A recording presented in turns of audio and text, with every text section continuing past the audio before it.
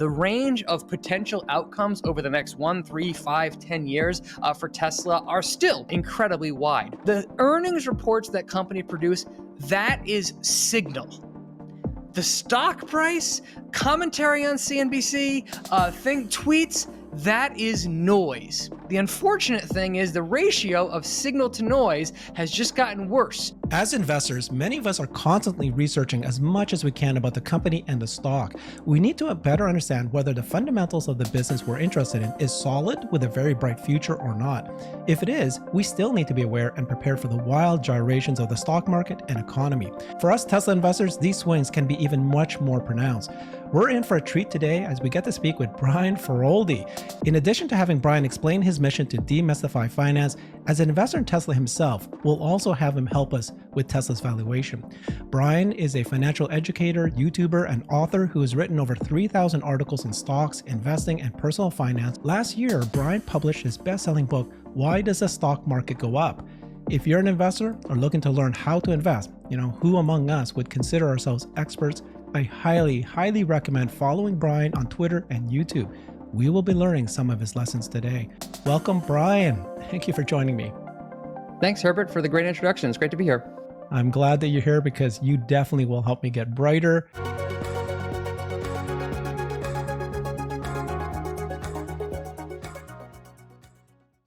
Thank you, Brian. Okay, so for the very first question, I'm very excited because you are an investor in Tesla. It is one of your top holdings.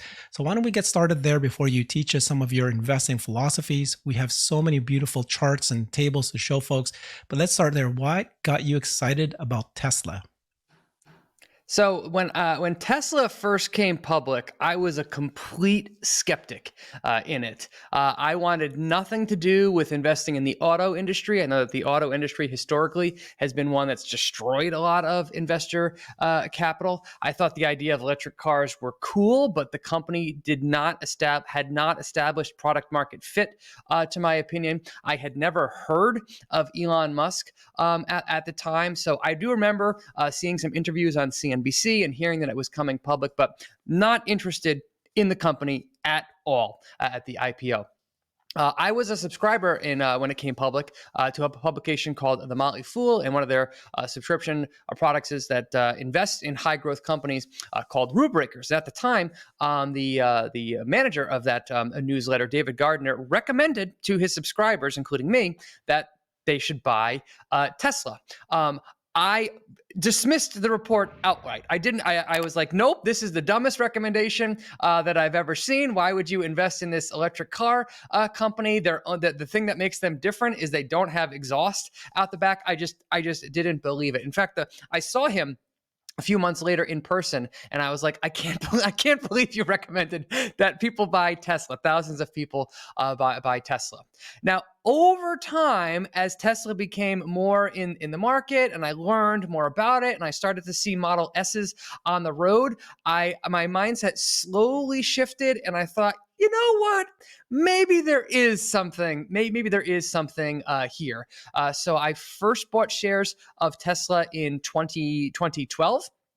And then through 2013 and 2014, those were big years for Tesla, the company. They started to sell more Model S's. Model S was named Car of the Year. Revenue really started to grow, gross profit started to grow, and the stock like 4x'd in a pretty short period of time.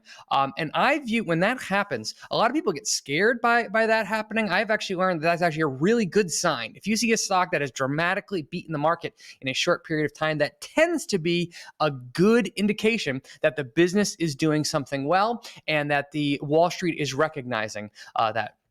Now, if you're a long-term Tesla shareholder like I am, you probably remember the period between 2014 and 2020 when the stock essentially did nothing but go down. That was a very frustrating period for shareholders like me because it seemed like The quarterly conference calls went really well. Revenue was up. The company was winning accolades. It had launched the Model X. It had launched the Model 3. Production was ramping. Like everything from the business perspective was going in the right direction. There were plenty of hiccups along the way. Don't get me wrong, but largely the zoomed out picture was largely on track. And yet the stock essentially went sideways and downward for about 6 years. For about 6 years straight. Now, all of that patience proved to be a coiled spring, because I think it was in 2020 the stock essentially at least 15 bagged over the course of that year, or something like that. Just went bananas. And the more recent returns have been, all over the map. But I was initially a big skeptic of Tesla, and it's just been slowly watching that company execute and learning more about the way Musk operates that I've become a big fan of Tesla. I actually bought a Tesla. Myself, I bought a Model Y in 2020. It's my favorite thing I've ever purchased for myself, and it remains. It's grown to become my largest holding and remains so today. Wonderful. Thank you for that story, because I felt the pain. I was with you along the way. I invested in 2012 as well, and I had to explain to my family every year, Tesla's great. Tesla's great. yeah. Except for the stock. The stock's not great for now. Well, except the only thing I had with me is I was an investor in Apple as well, and I had the same thing. And they saw that when they were thinking I should sell, my wife and all that, and then she saw that okay, business is more important than stock gyration. One of the things that you teach. I'm a big fan of yours, by the way. I've been following you for years, and I share all of your beautiful. You call it demystifying finance. You kind of create this simplistic chart with a very powerful message image, and I share it with my daughters all the time. And this is something that's missing. So in regard to Tesla, let's get back there, which is I saw this one you said was worth for us to share right away, because you said this fits perfectly with Tesla. Go ahead and explain what the thinking here is. If you're a new investor in the market can be extremely confusing because the stock and what the stock is doing on any given day and what the business is doing on any given day are almost completely detached from each other. There's been no better example of that over the last 10 plus years than Tesla. As I just stated, from essentially the company's IPO through about 2014, the stock largely went up a lot. Now, the business was succeeding, but the stock didn't probably deserve to go up as much as it went up during that time period. So I think the market had a similar reaction to Tesla as I did. When it IPO'd, people were highly skeptical about it. I know I was. Slowly, the company won over converts, and the company developed a very strong following, especially amongst the retail investor community, and that caused the price to just absolutely skyrocket. And then over the next 6 years, the price became so far ahead of the fundamentals of the business that while the business continued to improve, the stock essentially went down / sideways. So it was a frustrating 6-year holding period for investors. That's 24 quarters. 24 quarters of listening to conference calls, studying the company, confirming the thesis is on track, and you, the investor, have made essentially $0 for all of that effort and anguish that you go on. However, if you follow what that picture shows, and you just focused on the business and you ignored the stock for a second, you learned that it was just that the business fundamentals were catching up to the stock. And I would argue in about 2018, especially in 2019, the business fundamentals were well ahead of where the stock price was. And that's why we saw such a strong jump in the stock price in 2020 as the business fundamentals, as the stock caught up to the business fundamentals. But this is something that happens to essentially every great company out there. Over the short term, there can be a wide dispersion between what the business is doing and what the stock is doing. That is just the nature of the stock market works. Benjamin Graham has the best quote ever related to this phenomenon. He says, "In the short run, the stock market is a voting machine. In the long run, the business is a weighing machine." And that graphic is just a reminder to myself, mostly, focus on the business, the weighing machine part of that. If the business succeeds, eventually the stock will too. Yeah, exactly. So I appreciate that. So yeah, this Tesla, the stock, I think one of the things that you explained too, which is very important for us to remember, is that the companies go through different stages. And at the beginning, of course, they were a startup. And like you said, it's a car manufacturer. Many cars manufacturers, auto industry die; they don't succeed. And then so there was a lot of the skepticism, like you said, some low margins, big factories. And then in 2018-19, they proved that they weren't going to die because they were about to, and then it takes off. And then so there's a different stage where the company is. Today, as we'll talk about, Tesla is no longer a startup. There's no concern for them to go out of business anymore. They're just basically at that inflection curve. So when you look at the business fundamentals for Tesla, it is a very different situation those first early years, but it's less risk at this point. So that was fantastic. Thank you for that. The other quote I wanted to bring up right away, and I don't know if it fits exactly here, is this quote from Charlie Munger that you had and you shared. And it says here, some of the worst business decisions I've seen came with detailed analysis. The higher math was false precision. They do that in business schools because they've got to do something. So it's funny that here's one of the best investors, him and Buffett, and he's basically saying that sometimes being too specific in your financial analysis and so forth. What's your opinion on that? Yes, I largely agree with Munger on that. Now, valuation is one of the trickiest parts of investing. It can be very challenging to value stable businesses, and Tesla has been anything but a stable business, at least historically. As you pointed out, it's become a much more mature, reliable, stable, predictable business now than it was, say, 3 or 5 years ago. But I would argue that Tesla is probably one of the hardest companies in the history of business to value. The range of potential outcomes over the next 1, 3, 5, 10 years for Tesla are still incredibly wide. That is in part due to the nature of having the company so controlled and so aligned to Elon Musk's personality. But you look forward 5 years, I could easily see Tesla becoming the number one car manufacturer in the earth, having a very dominant market share. I could see it generating billions of dollars in free cash flow through FSD, to say nothing of the long-term potentials of projects like Optimus out there.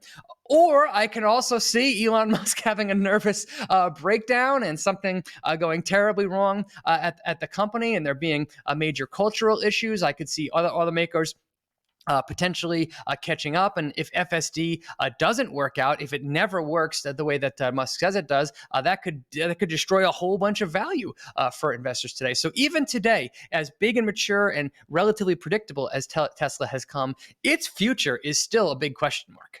Yeah. Okay. I want to do a deep dive in Tesla and your valuation of Tesla, how you see it. Let's do that a little bit later. I want to dive right in first into just investing in general. This is your bread and butter. You're very, very good with this information. So let's start with the valuation, and then we'll go into the market and how you view that, and then specific recommendations you have. And then we'll come back and we're going to dive deep on everything we just learned and how it applies to Tesla. So this table here that you shared is something that I absolutely love.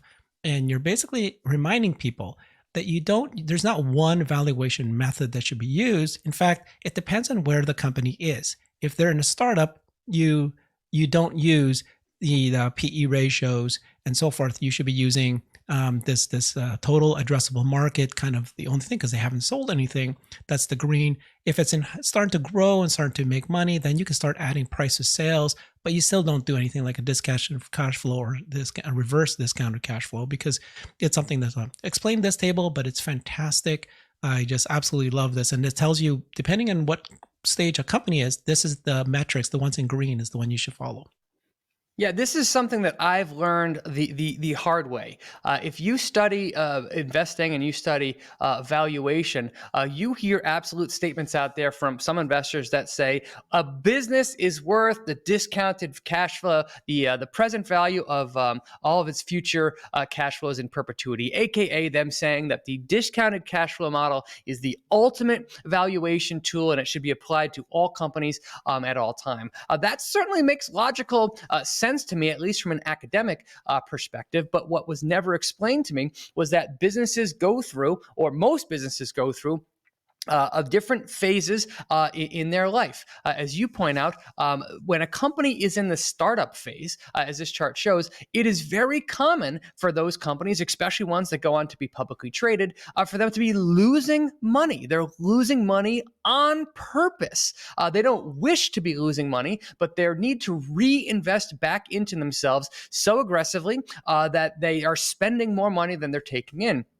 Tesla followed this chart pretty much to the T, and it makes sense. Building a car factory, to say nothing of designing of the car factory itself, costs a tremendous amount of money. Even today, as Tesla continues to build out their gigafactories and produce cars all over the world, that takes a tremendous billions of dollars in upfront investment to get off the ground.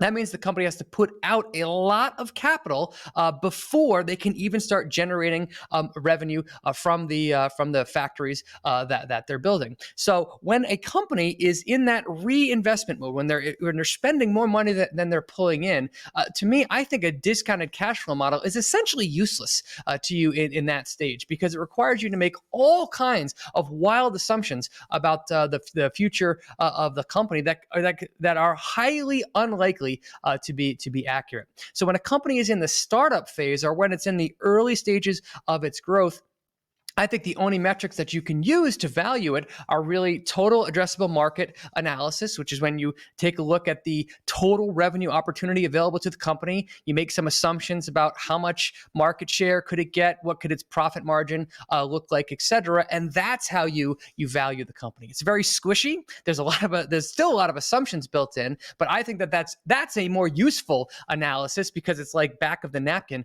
analysis than using a highly detailed tool like a discounted cash flow. Now, as the company grows and matures over time, eventually the company reaches that critical third phase, the self-funding phase. Tesla really got to that point in about 2020. That was the point when the company was completely self-funding. It no longer needed to rely on outside sources of capital to grow itself. It didn't have to tap the debt markets. It didn't have to tap the equity markets. It was generating enough cash internally to pay for its future development. Once the company gets to that phase, then you can start to layer in different types of valuation multiples to figure out what you're paying for the business. I like to use the price to sales ratio, the price to gross profit ratio, the price to EBT, or price to operating income. In that phase, though, it's very common for companies to not be optimized for earnings. They might not be losing money, but they are not optimized for profit yet. Because they're not optimized for profit yet, you can't use the price to earnings ratio. When a company just crosses over into break even and they're making a little bit of money, it's very common for people to be like, can't buy this stock. The PE ratio is 1,000 or it's 500, right? It's way too overvalued. Now, the stock might be overvalued, but I would argue that the PE ratio doesn't work yet. The PE ratio doesn't work until a company gets into stage 5, when they are fully optimized for earnings. That's when the PE ratio becomes useful. So I think that this chart is a very helpful guideline that investors can use to figure out which valuation metric should be used depending on which phase the company is in. Hey there, thank you for joining me. If you can, please consider supporting this channel so I can keep it going. It's a lot of work arranging all these amazing interviews. One of the easiest ways is just to click that join button and become a member of the channel. Thank you very much, and let's get brighter. Yeah, and you've already said that Tesla is in number 4, and you can either just decide if it's going to be in the early stage of number 4 or a higher stage of number 4. If you look at it as far as an auto business, it's going to be in the higher area. But I would argue with you that Tesla is very much it's like multiple businesses. Mm-hmm. And so you can say the auto business number 4, but the robot business is number 1, and mm-hmm. the energy business is in the number 3 now. It's like self-funding at this point, and so you overlay these things. And that's why when you look at the stock price, and I know we're going to go into this a little bit, if you just look at it from the auto business, then you're going to go, the PE is high, the price of sales is high, these things are high. But if you then go, well, these things are not, they're not research and development anymore. These other businesses are moving along. And I know you've said full self-driving is a wild card that things is going to, while you're still invested, you're not going to sell. Thank you for doing that. Let's go into that a little closer. I love that. So tell me a little bit more about your philosophy of investing, just in general. I saw this one thing that you did here, which is investment advice. Add to winners, journal, read widely, save more, study great investors, trade less. Love it. Use checklists, wait longer. I mean, yeah, this is boring. But so you are a buy and hold, you're a long-term investor. And then, what's your portfolio look like? You said that Tesla is your top holding, but are you also kind of like a spread out? How many stocks do you buy into? Yep. So I own about 50 stocks myself. I am a huge fan of index funds. I think that index funds are the right choice for 99% of investors that are out there. You should just buy an index fund and call it a day. But if you're a weirdo that's really interested in money and finance the way that I think you and I are, and you're willing to put in the work to study companies, to understand how they operate, to read through SEC filings, to do that kind of stuff, I do think there is merit in adding individual stocks to your portfolio if you are willing to do the work. Now, I have been in love with investing for about 20 years now, so I actually really enjoy researching companies, reading through SEC filings. I would rather listen to a Tesla conference call than watch a Marvel movie, right? Like that kind of thing is just like what I look forward to. So that's the reason that I put my capital into individual stocks, because I'm willing to do the work to do that. If you're not willing to do the work, no problem. Just buy an index fund and call it a day. But if you are willing to do the work, a whole range of options opens up to you. What I've discovered about myself, and this is very much a me thing, I'm the type of investor that likes to invest in companies that are in stage 3 or stage 4. They are growing rapidly. They are not yet fully optimized for profit. And when I look at their market cap, I could see that market cap doubling, tripling, quadrupling, 10xing, or even more. Those are the type of companies that most attract me as an investor.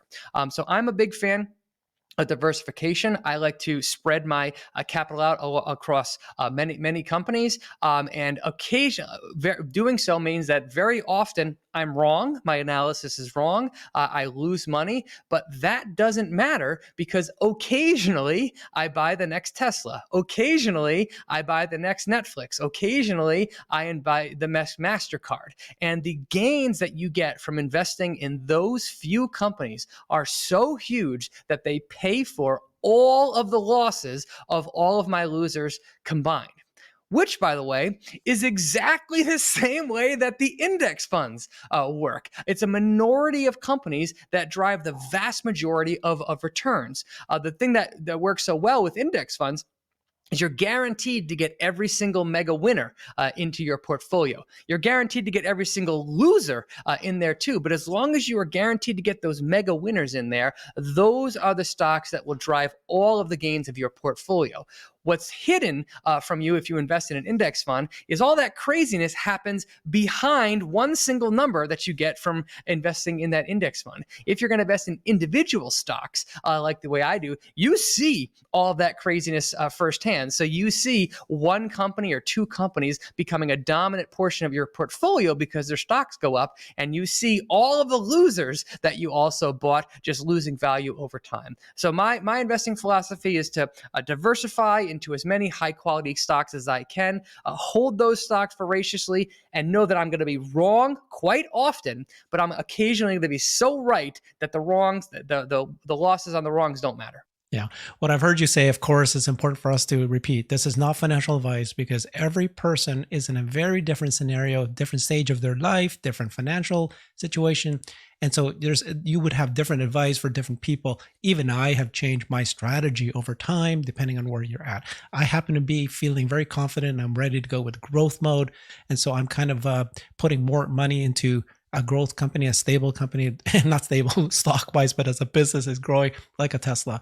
But, I like this one, just, general advice for most people. You're saying this, which is be very conservative on your personal finance And then you can be a lot more aggressive when you want to take it, if you have investing dollars left over after you've been conservative in finance. So this is just a high level, pretty good strategy for most people. Tell us what you're thinking there. Yeah, this again is my barbell strategy. This is the type of investing that works best for me.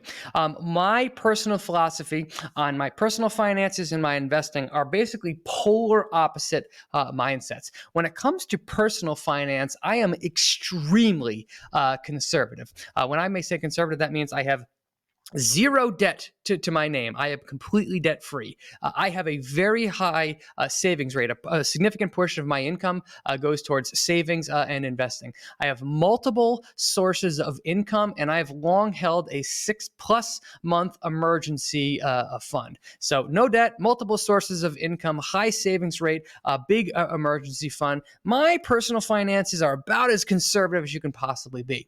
Now, because of that extreme conservatism in my personal finances, that gives me the mental fortitude to essentially be extremely risky, and I put risky in air quotes, with my investment finances. So I currently do not own any bonds, although for the first time ever, I'm actually considering adding bonds to my portfolio, given that interest rates have finally risen to a level that makes sense to invest in them. But historically, I have been 100% stocks with my investment portfolio.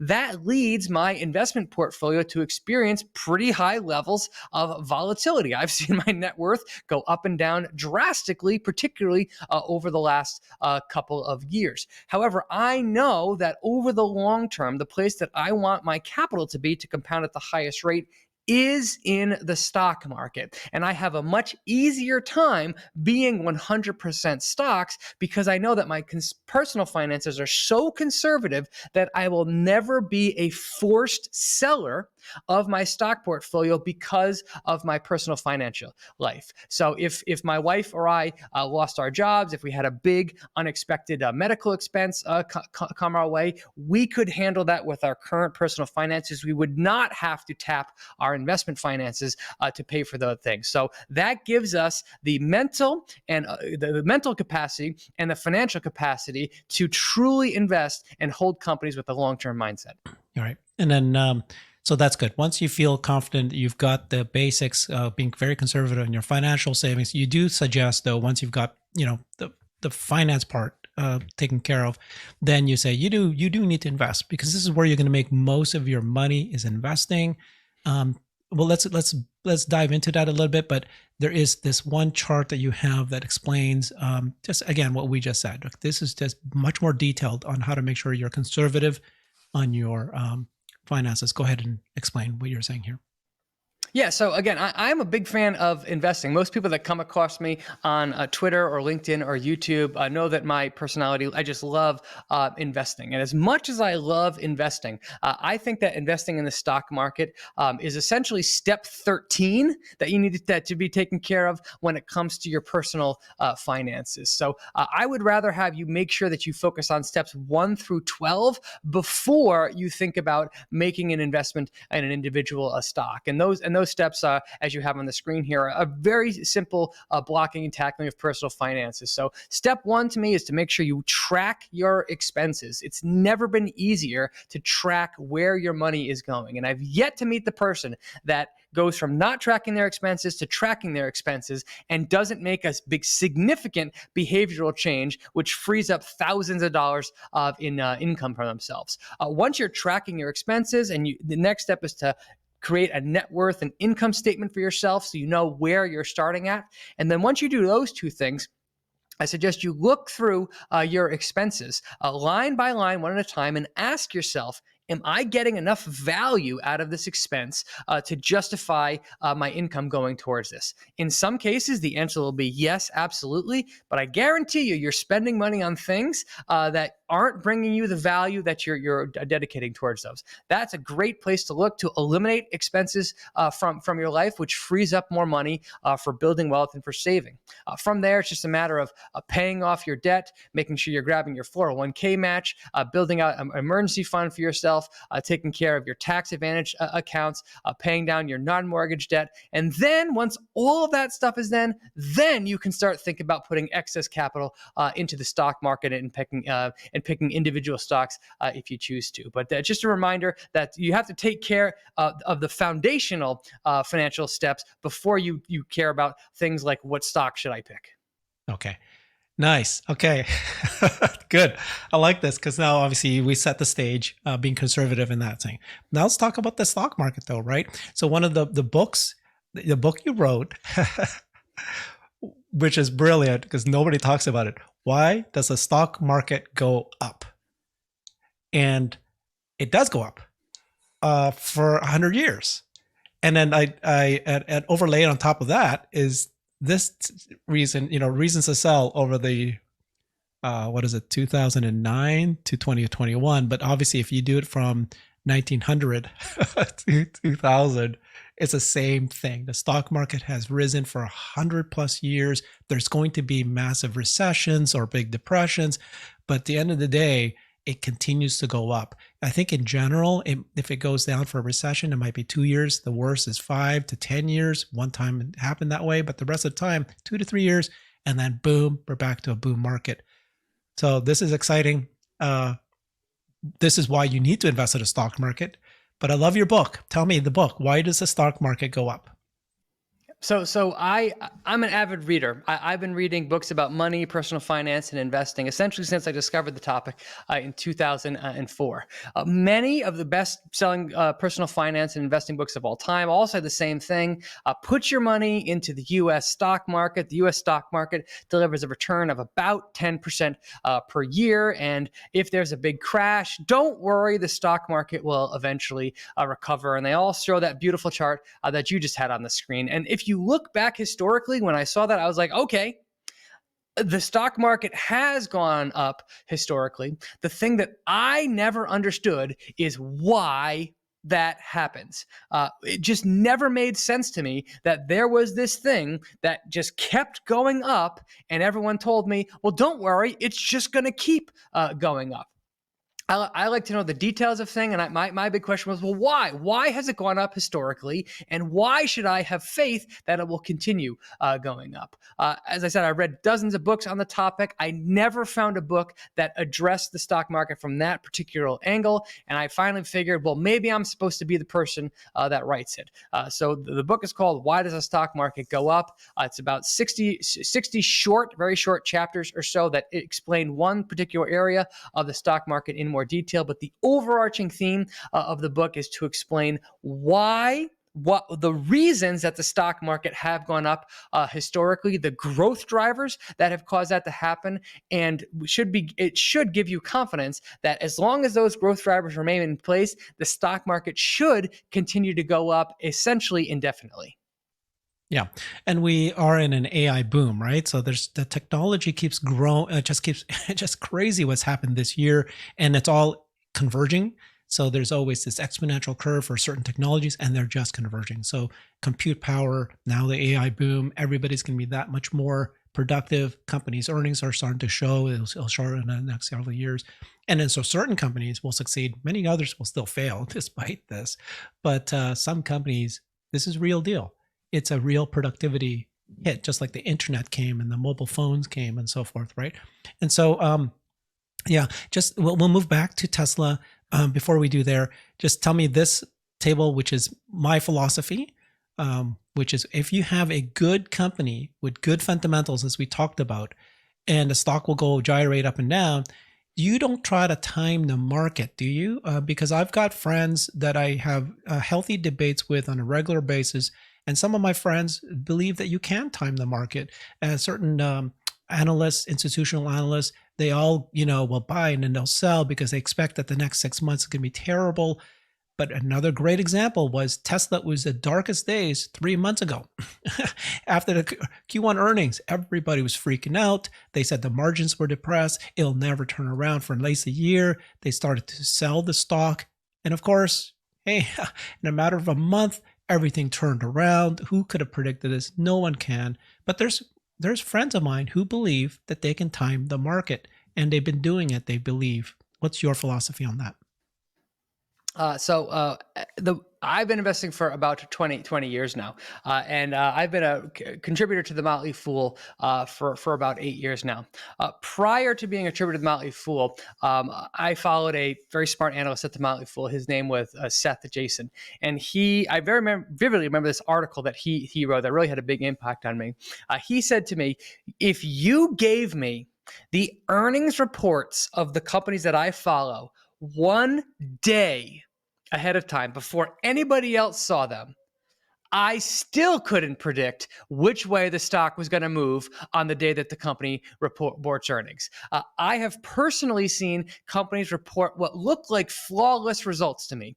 They beat on the top line, they beat on the bottom line, they raise guidance for the year, and then their stock falls 20% the next day. I've also seen the exact inverse of that, where a company reports horrible revenue, horrible profits for the year. They pull guidance and their stock shoots up. The stock market to me is completely unpredictable in the short term, because you're not just measuring what is the news, you're measuring the distance between what is the news and what is the market expecting the news to me. And the expectations for that news is not something that's readily available.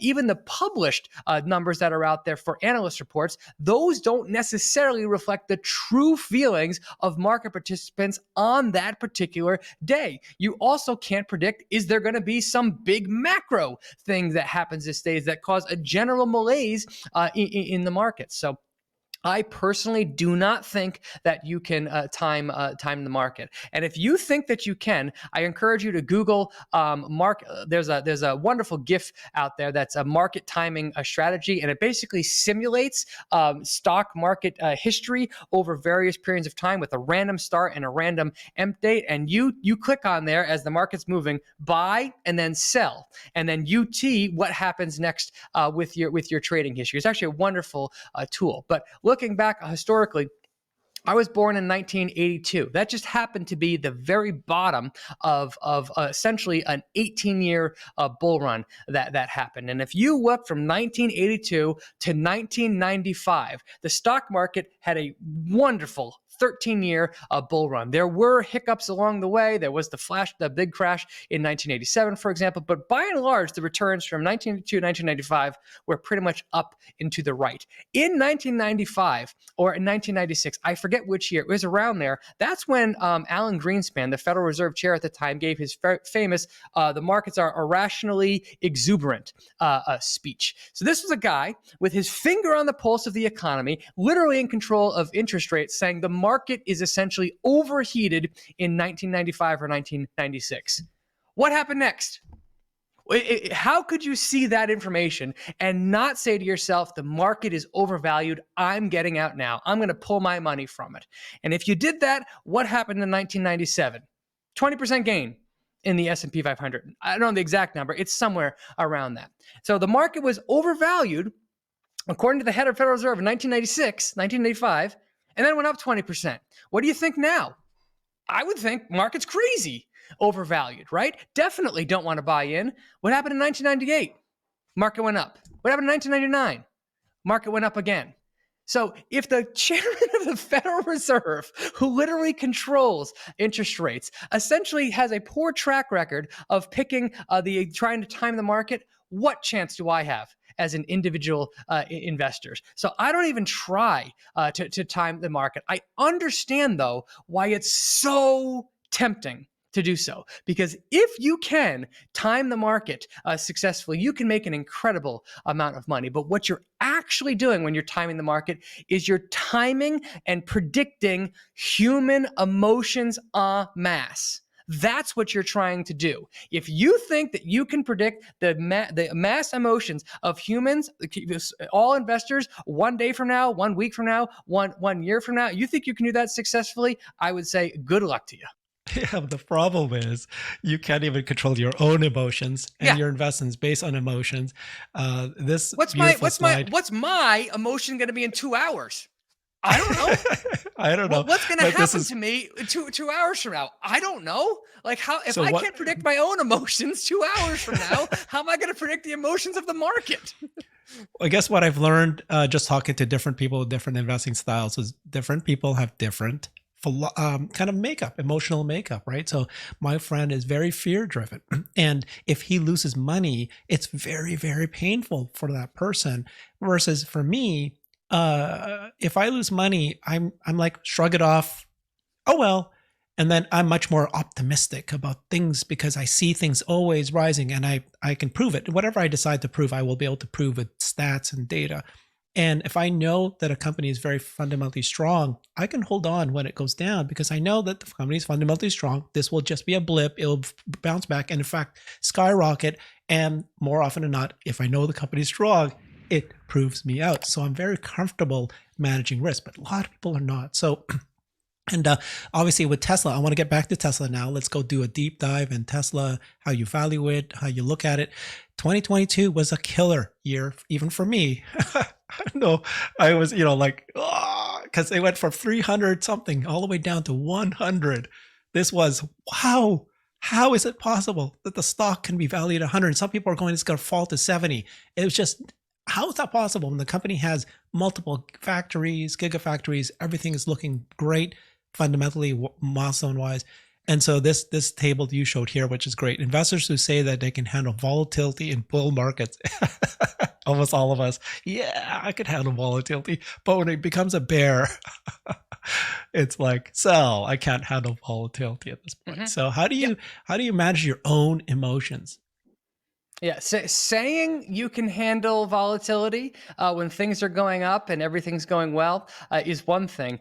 Actually being able to handle volatility when it seems like everything is going to hell and you see your net worth in free fall, those are two completely different things. The famed investment writer Jason Zweig has a wonderful analogy at that I'm about to rip off, but he basically says, imagine showing somebody, saying, so what's your risk tolerance? And showing them a picture of a snake and being like, are you scared? And they'd be like, no, I can handle this. And then going and taking an actual live snake and throwing it on their lap and saying, how do you feel now? That is the difference between volatility in theory and volatility in reality. But the way that I handle it is a couple ways. We already covered the big one, which is my financial life is in no way, my actual day-to-day life is in no way threatened by what happens to Tesla's stock tomorrow. None. Tesla stock could fall 90% tomorrow, and I would not feel good about that, but it would change absolutely nothing about my day-to-day life. That's thing one. Thing two, I've studied Tesla in depth. I have a tremendous amount of knowledge and of how Tesla works. I've seen its trading history and I've owned its stock for more than a decade. So day-to-day gyrations at this point, to me, I'm immune to them because I've seen so many companies that I own fall drastically in short periods of time. And it's like anything. The first time that it happens to you, it's scary. You don't know what's going on. The 900th time it's happened to you, you kind of shake it off like, well, that's just how it goes. Yes, exactly. But the thing that I do is I always try and focus on the business. The business. If I see a stock falling and I have nervous feelings about that, I pull up the last earnings report and I read through it. And I say, what happened to revenue? What happened to margins? What happened to profits? How's the balance sheet looking? Are new products coming along? That's what I focus on. I let the numbers and I let the numbers do the talking. The earnings reports that company produce, that is signal. The stock price, commentary on CNBC, tweets, that is noise. The unfortunate thing is the ratio of signal to noise has just gotten worse, and it wasn't all that great 10 years ago. So with Tesla in particular, Tesla is probably the noisiest stock I've ever seen. Ever, right? If you have any thesis in your mind about Tesla, you can back it up by looking at what market commentary, and it'll support whatever thesis you want to assume for yourself. To me, that's all just noise. I focus on the long-term performance of Tesla's financial statements, and when I do, I have nothing but a big smile on my face. I have a big smile on my face too. Okay, so let's go into Tesla analysis. And just to be clear, you had a video that you did on YouTube, and you deep dive into Tesla. You are a big bull, Tesla bull. You are not selling Tesla stock. It is your highest holding. But at the same time, when you looked at the data, I saw that that every metric Tesla is doing incredibly well. Green, green, green, green. It passes your yeah, I think you had this one way to evaluate whether a company's I can't remember what are the two things you call. One is like this health, and then the other one is this risk or something like that. I can't remember. You know what I'm talking about? Okay. Talk about this, my quality score. You have a scorecard. You have a scorecard. Yeah, my checklist. So yeah, so everything with Tesla was green, green, green, green everywhere. But when you actually deep dive into is it valuation priced high, you did find that price of sales, pre-E, whether it's forward or trailing, it all were high if you look at it as a car company. So let's dive into that and show me kind of the data. I do have this table that you put together. Tell me what you're doing here. So there are multiple ways to value Tesla at this point. You can do multiple analysis. You could do a DCF analysis if you want to. I think I'm a fan of a tool called a reverse discounted cash flow analysis. What you're doing with a reverse discounted cash flow analysis is you're entering just a few known metrics, and you're taking the current price of the stock, and you are asking yourself what kind of growth is priced into Tesla stock based on the data that we have today. Now, this data is a little bit old that you're showing on the screen. Tesla stock at the time was about $291 per share. It's currently about $250 per share. So that would reduce the assumptions built in a little bit. But basically, what you do is this is a free tool anyone can download. You just put in the stock timber.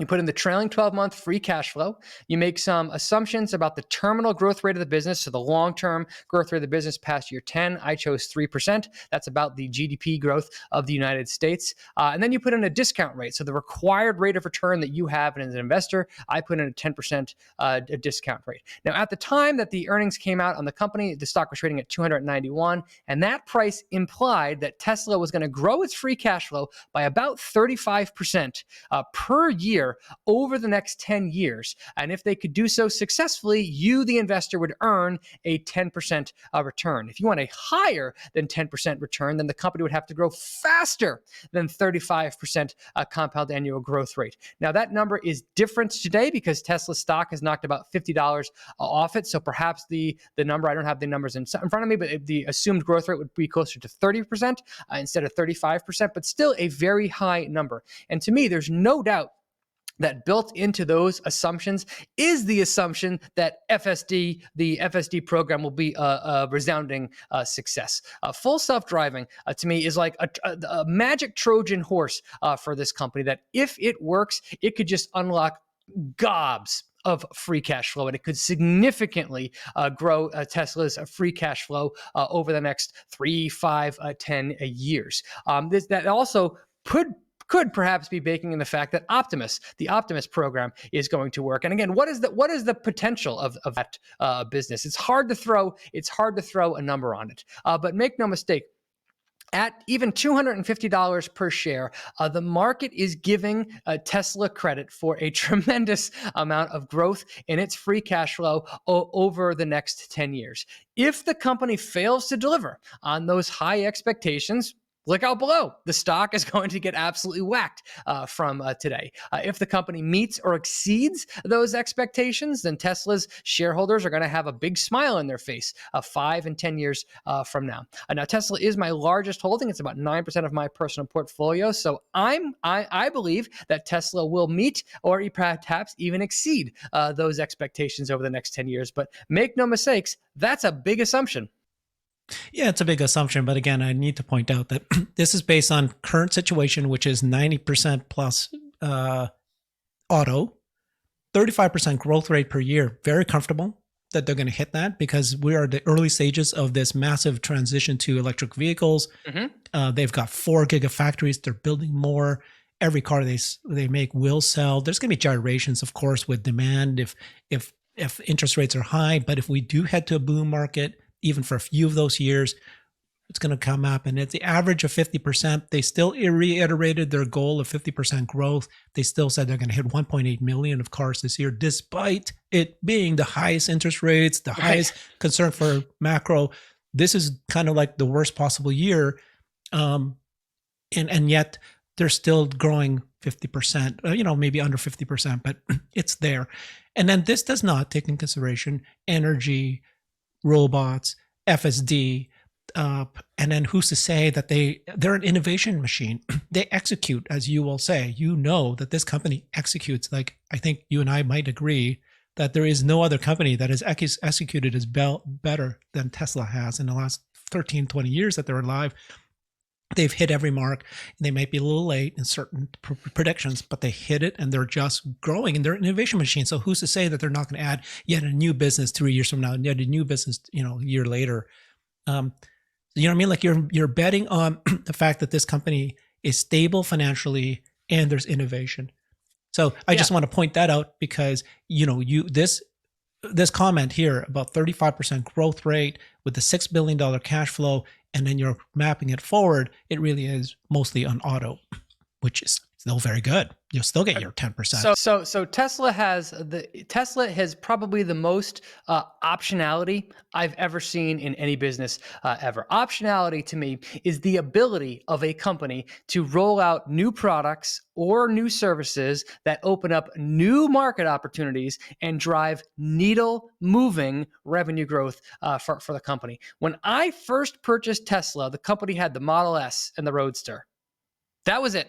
That was the company. That was the thing that I was buying. And look at all the products and services that I've introduced to the market since then. I didn't know in 2012 that when I was buying Tesla stock that I was going to be also buying Tesla Energy that was going to be introduced, 5 years later? I didn't know I was also going to be buying Solar City that they bought, 6 years later? I didn't know that I was going to be buying the early stages of Optimus 10 years later. So Tesla is a great example of optionality done the right way. And that is just built into Elon's DNA. He has ideas, he devotes resources to them. I mean, we don't even know about the future of, for example, home energy eating, right? Their heat pump. They've already hinted at multiple times that they're going to be sending their heat pump in houses and in residential. What about Tesla Insurance, right? These are all businesses that didn't exist a few years ago, but now as a Tesla shareholder, you get added to the mix. And if you look back at some of the most successful companies over the last 10 years,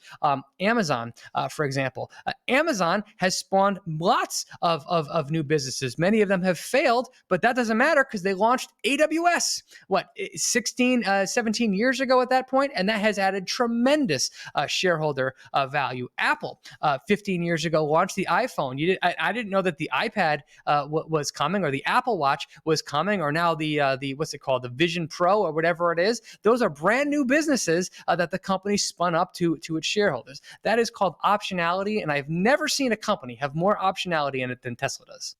Yeah. I love it. Thank you for that. So going back to this table, because I love it so much, we've agreed that the auto business is somewhere in here, operating leverage, and it could be early or late. But we also agreed that there's multiple businesses. The robots are a startup, energy is probably in self-funding area, and FSD, that's a little bit of a startup. If it works, it's going to go crazy. If it doesn't work, then it's nothing. I agree that one is weird.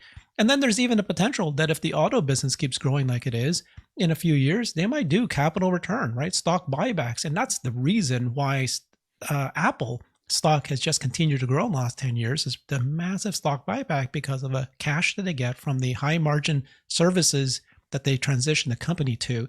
And that's very much a possibility because, I mean, it's just Tesla's cash return is just, it's going to be crazy if you watch the auto business keep going up and their margins stabilizing and continue to go up. So just a quick last statement on this.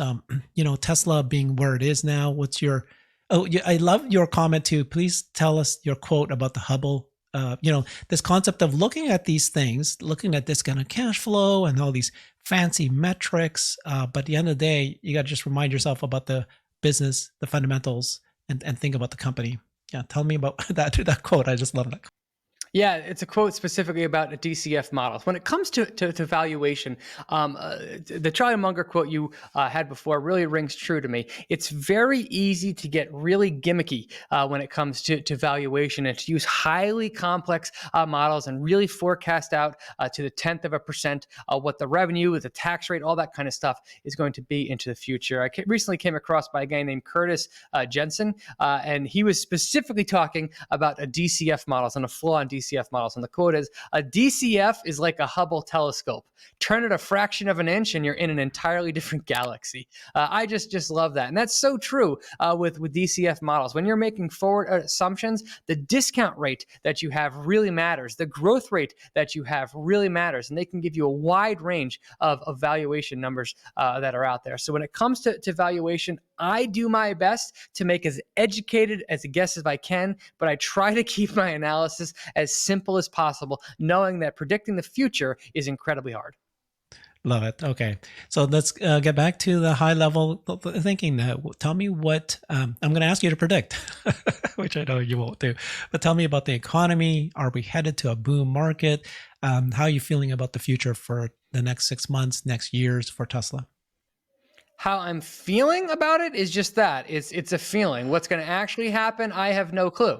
Right? So my feeling. I mean, if you would ask me that question 6 months ago, I probably would have said like the same thing that every major economist was saying. The U.S. is going to enter a recession. Look out below. Right? And again, that shows you how hard market timing was. If you went back 6 months ago, it was just in March of this year that we had Silicon Valley Bank fail. We saw banks failing. It looked like 2008 all over again.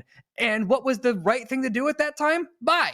But buy was the right thing to do. So I have no clue what's going to happen with the economy 3 months from now or 6 months ago, because I'll ask you this question. What's going to happen next in the Ukraine-Russian war? I don't know. Is it going to de-escalate? Is it going to escalate? I don't know. How is the market going to react if it escalates or de-escalate? I don't know. So I don't even try and make predictions about what's going to happen with the economy. That to me is irrelevant. I am a firm believer that there are multiple technologies happening in the world right now, and that 5 years from now and 10 years from now, the world will be in a better place than it is today. And it's highly likely that my portfolio will be a better place 5 and 10 years than it is today. But the path that it takes to get there is a complete wild guess. Okay. And then comment on Tesla, just the future of Tesla, where you might, what you're expecting, what you might be hoping for. How do you feel about Tesla? You got me there. You caught me there. Yeah, I feel very good. It's my number one holding. It's grown to become my number one holding for a reason. In my opinion, this is just my opinion. I think the next 10 years for Tesla are going to mimic the last 10 years that we've seen for Apple. There certainly could be long periods of time when the business and the stock diverge greatly, but now that the company is generating free cash flow over the next couple of years, we should see the Cybertruck come online. We should see the Robotaxi come online. We should see continued growth in the auto business and the energy business, which is finally producing positive gross profits. I think if Elon does the right thing with the company's capital, the excess capital, he could start to fund that into stock buybacks. I would prefer them to use that to continue to fund initiatives that they have in place and grow organically. But from what I see right now, I think that the next 10 years for Tesla shareholders are going to be very, very pleasant. Okay, wonderful. But I reserve the right to be wrong and change my mind. Of course. Yeah, absolutely. This was not financial advice. But you should follow Brian. I absolutely love, I'm a big, giant fan of yours. That's why I was like, I'm trying to find which one to show. And there's so many of these nuggets of wisdom that you're sharing. Thank you for that. Follow Brian. He has 70,000 people on his newsletter, which is, I've been one for a long time. And every Wednesday, I think you spit out something that's just brilliant again. Follow him on Twitter under the handle BrianFeroldi. And the website is BrianFeroldi.com. And of course, he's got his YouTube channel as well, BrianFeroldi FT or YT. And he covers not just Tesla. He does a lot of different kinds of companies, and you'll learn something new. So thank you, Brian. That was enjoyable. You are amazing. Got to buy your book and teach my daughters a lot of the stuff because, right, nobody's taught this. And we're all stumbling along.